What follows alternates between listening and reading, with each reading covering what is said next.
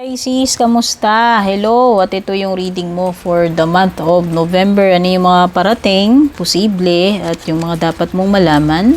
Sun, Moon, Rising, Venus signs, or cross watchers. Thank you so much, Pisces, for all your support sa laging pagsubaybay. Gusto kong malaman mo na na-appreciate ko, thankful po ako, at malaking tulong po yung inyong mga shares, comments, and likes. Pakibasa na lang guys yung mga nakasulat sa description or yung detalye. Pakitignan sa dulo ng ating reading. Nandyan po lahat yung detalye kung balak nyo mag-avail ng private reading ko. At Pisces, isaisip mo lamang na hindi laging tumutugma ang mga readings. Hindi lang isa ang Pisces sa universe, marami po kayo, kaya yung iba makaka-relate, yung iba hindi. At para sa mga hindi nakaka-relate, baka talagang hindi para sa iyo, kaya wag ipilit, no? Ayan. Pwedeng yung iba nagdaan na, pwedeng iba nangyayari pa lang, pwedeng iba mangyayari pa lang. Hindi ko rin po kontrolado yun. Iba-iba po tayo ng timing kung kailan nangyayari sa atin yung mga bagay-bagay. Sana yan ay maunawaan. Uy, may month ng January dito, hindi dapat kasali yan, pero nahugot natin. So, tandaan mo na lang, baka merong importante pagdating ng January 2025. So, meron ka ditong January, yan. Hindi ko alam kung ano to ha. Basta tandaan mo na lang something sa January. Uy, meron yung iba dito, baka gifted kayo, baka meron kayong psychic ability. Malakas yung inyong intuition, Pisces. Usually mga water signs, Pisces, may ganyan. O yan, baka lang meron something dito. Feel na feel mo talaga, or parang sa sarili mo, nararamdaman mo na okay, malakas yung pakiramdam mo na baka tama ka dito, kinukutubang ka, ganyan-ganyan. Basta meron kang something na masisense ngayong November. Wait lang guys, may dumi yung card ko. Ayan, pwedeng ganun, Pisces.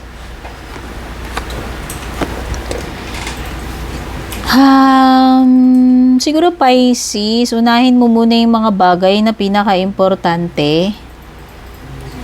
Minsan, masyado tayong fixated doon sa mga advanced na or yung mga complicated na bagay. When in fact, minsan yung solution sa problema natin is yung mga basic lang. Yan. So, try to figure out. Tignan mo lang. Baka kasi, nagpo-focus ka na doon sa complications pero napakasimple lang pala dapat nung approach pagdating dito sa bagay or sitwasyon na to. O baka unahin mo kung ano muna yung mga pinaka-basic, no? Baka yun. Yun siguro. Yung pinaka naiisip ko or feeling ko dito. Mukhang may perang paparating sa iyo, Pisces, ngayong November. It could be something na hindi mo pinagtrabahuan eh. This is something talaga na ipagkakaloob sa iyo, pwedeng pamana. Pera man ito or hindi, Pisces, no? Something will be coming to you ngayong November na ito ay galing sa windfall, pagkapanalo, inheritance. Pwedeng pera, pwedeng property. O, may mga something dito about mga mana-mana, mga lupa, mga property daw. Ewan ko. By November, hindi ko alam ha. Pwedeng paparating sa'yo yan. Okay. Sorry, Pisces. Pero may family sorrow dito. Something na ikakalungkot ng pamilya. Ano man itong pangyayari na to? No, it could be loss. It could be anything na magdudulot ng sadness sa inyong family. Wait lang guys, naka-on pala yung wifi ko, patayin ko lang. Ayan, sorry naman sa commercial. Tingnan na natin yung ibang cards mo, Pisces. Kamusta ka naman, Pisces? I hope you're okay. Ako medyo okay lang. Oo. Ganun talaga eh. Medyo okay. Pero umu-okay pa naman. So, Pisces, meron kang first light. Beginning a new cycle. Uy, mukhang may sisimulan kaya yata ngayong November, Pisces. Balitaan mo naman ako. Ano ba ite? May new cycle na magsisimula sa'yo. Whether ikaw yung mag-i-initiate nito or talagang kusang darating sa'yo itong panibagong cycle. Oo, yan. Panibagong cycle. Ano kaya ite?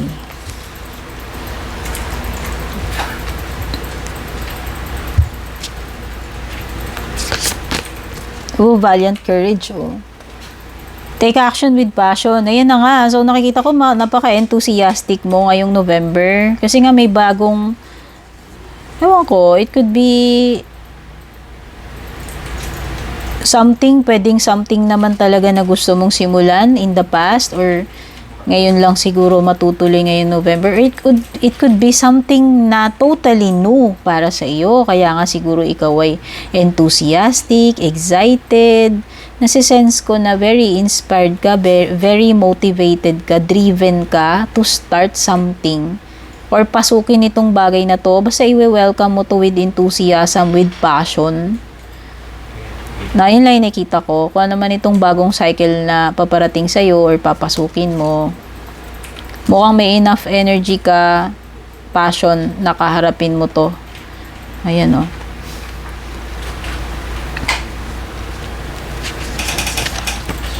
Cleansing waters.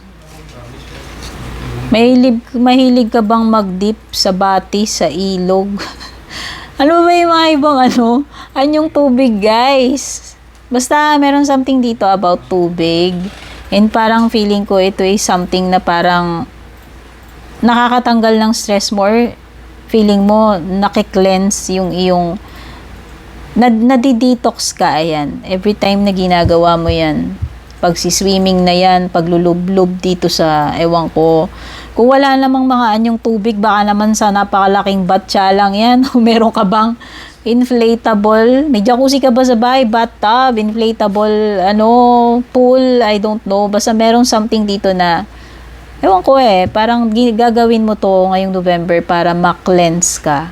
So, feeling mo nagre-release ka ng mga negative chorba, mga negative energies, yan. It could be, hindi lang naman related talaga sa tubig, pero may something ka about tubig. Sa tingin ko, parang nagpa-purge ka naglilinis ka nagde-declutter ka and yung mga negative, anything negative dyan, yun yung gusto mong matanggal. Kaya mo to gagawin ngayong November, kung ano mang activity ito. Pinupurify mo yung sarili mo, kini-cleanse mo, gini-get rid mo yung mga dapat i-get rid na mga toxins, mga kung ano man yan, impurities.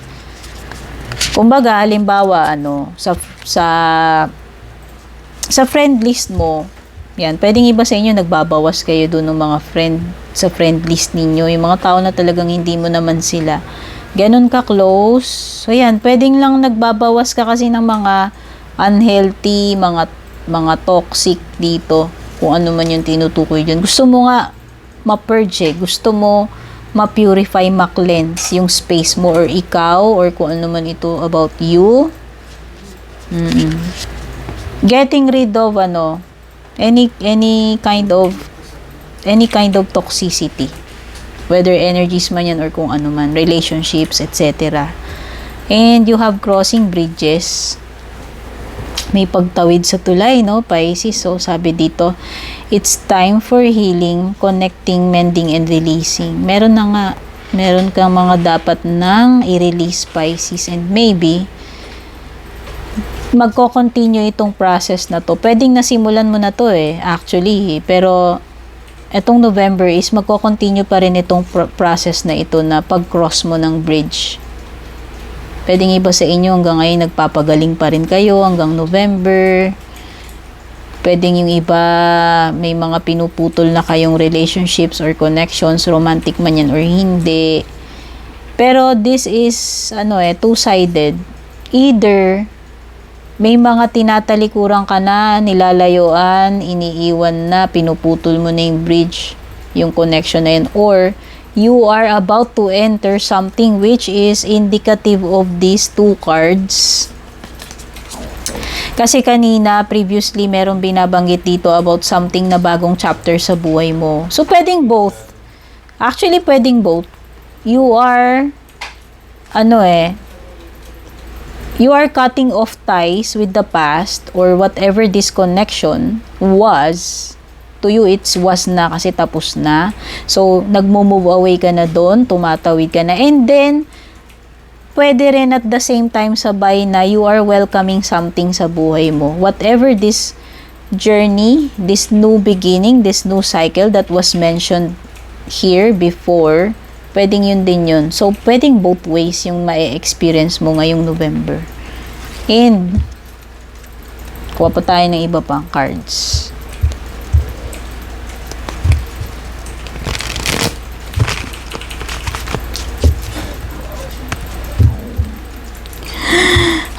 Nag-iingay yung tiyan ko, guys. I'm so sorry. Hindi kasi ako kumain. Wala akong gana kumain.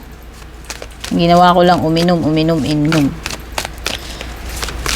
Nakakahiya naman yung tiyan ko. Iskandalosa. O sige na nga. Pagkatas na ito kakain ako. Pero ayan, meron ka ditong Scorpio energy. Scorpio energy. Maaaring dumaraan ka sa confusion. Period ng confusion ngayong November. Pisces, pwedeng isa to sa pagdadaanan mo. Siguro kailang parang pinaka-advice sa'yo ng card mo is mag-step back ka.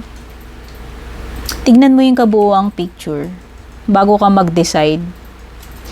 Sa tingin ko, maraming pwedeng nagpapagulo ng isip mo. May mga, dito, yung mga saling pusa, may mga distractions. Basta merong mga something dito na nagpapa-confuse ng feelings eh. It's more on yung feelings mo. May mga mixed signals dito.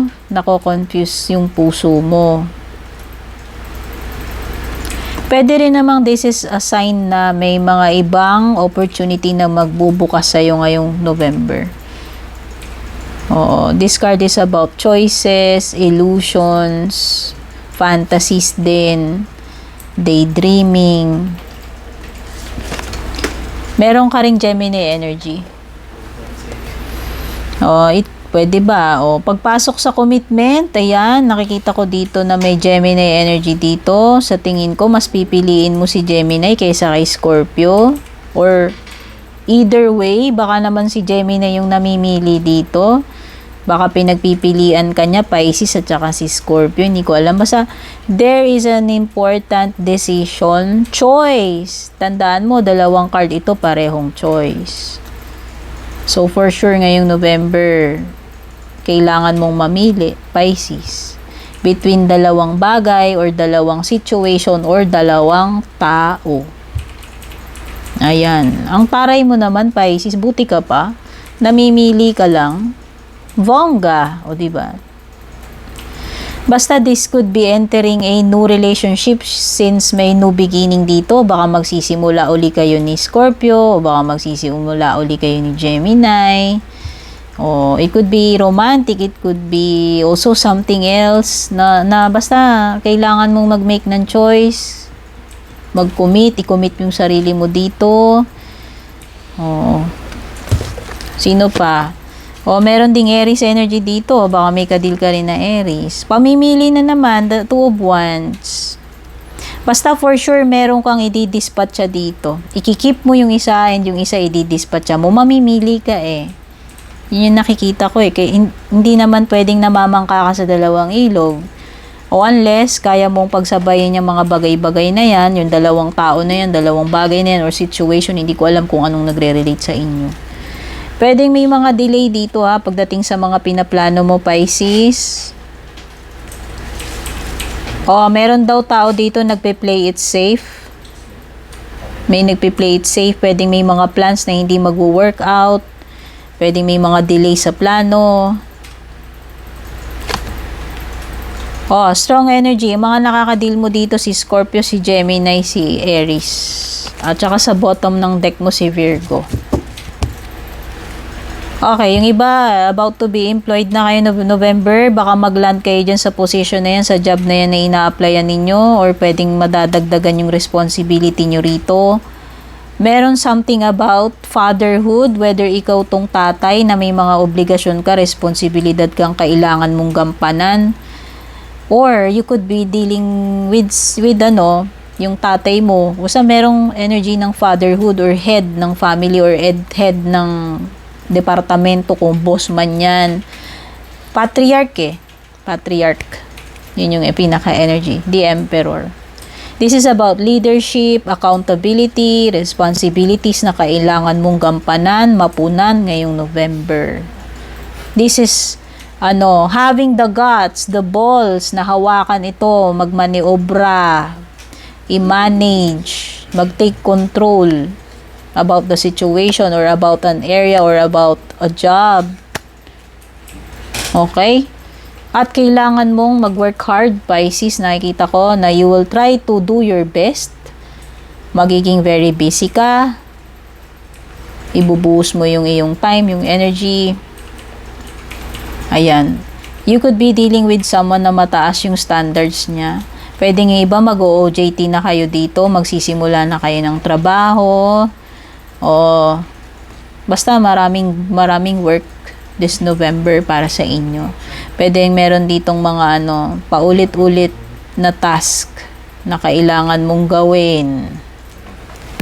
At tingnan na natin yung mga love life mo, anong mga latest chika sa iyong love life, Pisces. Syempre, ito yung mga inaabangan nung nakararami sa inyo, charot.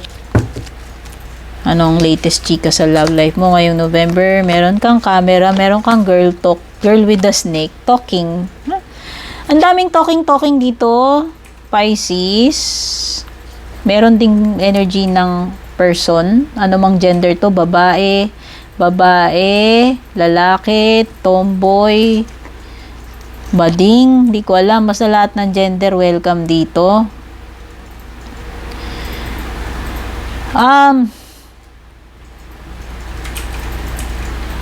Meron taong interesado sa iyong makipag-usap, Pisces. Or gagawa ng way na kausapin ka or ikaw. Pwedeng ikaw yan, pwedeng energy ng person mo yan. Bahala ka na kung ano yung nagre-relate sa'yo. Basta merong gustong mag-reach out, meron ditong parang hindi siya kontento sa naging pag-uusap ninyo. Meron something about communication, gustong mag-reach out, makipag-usap. Interesado sa'yo, itong tao na to. At gusto niya makausap ka pa niya, mabuti, may mga gusto siyang malaman, or pwedeng naghihintay ng mensahe itong tao na to. O whether ikaw yung naghihintay ng message or communication from this person or siya. At pwedeng dumating yan, pwedeng magkaroon ng chance na makapag-usap kayo na itong person na to. Via text man yan, via call, via email, or via personal, hindi ko alam. Meron kang mga tinatago-tagong picture dito, na meron kang picture nitong person na to or siya na tinatago-tago, na tinitignan-tignan. At meron ditong card, may camera kasi dito pag lumilitaw yan, it's a card of reminiscing. Pwedeng talagang nakita mo lang yung picture or lagi mo lang tinitignan, hindi ko alam, o siya, kung siya yung gumagawa niya, na naalala niya yung mga memories ninyo every time na nakikita mo tong bagay na to, picture man yan or hindi. Pwedeng iba sa inyo single, mas naglalaan kayo ng oras sa sarili ninyo ngayong November, and pwedeng naglalaan din kayo ng oras sa sarili nyo, sa friends nyo. Pwede yung iba dito sa inyo, trying to move on kayo. Happily single naman. Ini-enjoy nyo lang muna yung moment. Ayaw nyo munang makipag-connect or makipagrelasyon. Basta gusto nyo lang siguro muna ma-enjoy yung mga tropa ninyo, yung sarili ninyo. Having fun lang, easy lang, parang ganun. Pero meron ditong babae na may narcissist or empath dito sa energy mo. Hindi ko alam kung ito ay ex mo, asawa mo, jowa mo ngayon, or may taong ganyan ngayon sa paligid mo ngayong November. Ayan. Naku, mag-ingat ka kasi itong tao na to. Ano man to, babae, lalaki, bakla, tomboy. Pwede kanyang ma-charm Parang aakitin ka niya, i-charm ka niya. Hindi ko alam kung anong ginagamit nitong person na to. Pero ang hindi maganda dito sa person na to, ano man gender nito, may pagka-narcissist. Sorry naman, nabubulol ako sa narcissist.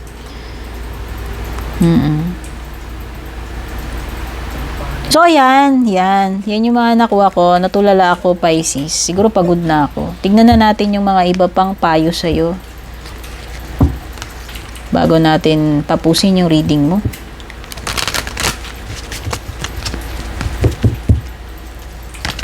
Yung unang additional message is up to you. Talaga namang ganun eh, di ba? Depende na sa atin yan. So, decision mo pa rin. Yun lang naman ang ibig sabihin nito, Pisces, kung ano't ano man yung bagay or sitwasyon na tinutukoy dito.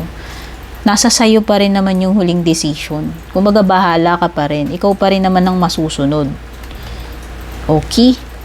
And within the next few weeks daw, ayan, binigyan ka ng timing. Sakto, kasi may January dito eh. Yung sabi ko, tandaan mo, hindi kasali pero lumabas. So, may timing na lumabas dito, guys. Ayan, hindi ako nagpipredict ng mga timing, pero nagpupumilit lumabas yan.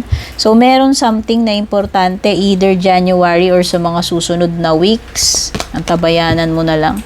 Magkakaroon ng peaceful resolution sa kung ano man conflict, problema, kinakaharap mo ngayong November, Pisces, malamang masosolve na yan.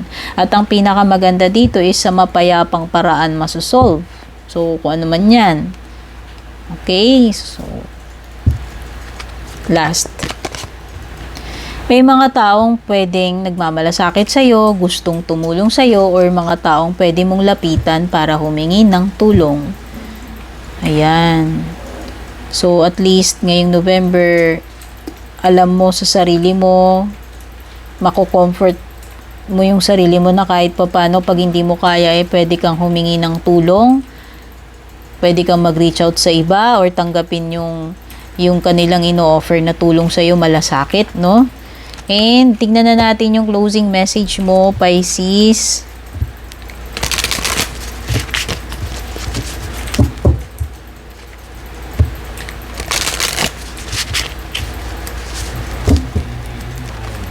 Ang closing message mo is ito. Sabi dito, you stand the tallest when you're on your knees in prayer. Yes. Prayer is a sign of humility. And the more na tayo ay nagiging humble, parang doon tayo mas lalong nag-i-stand tall. Humility is not a sign of weakness. Humility is a sign of strength. Okay, at yun yung magpapalakas sa iyo, yung humility mo. Yun yung nafe-feel kong mensahe nitong card mo. I love you, Pisces. Bye-bye.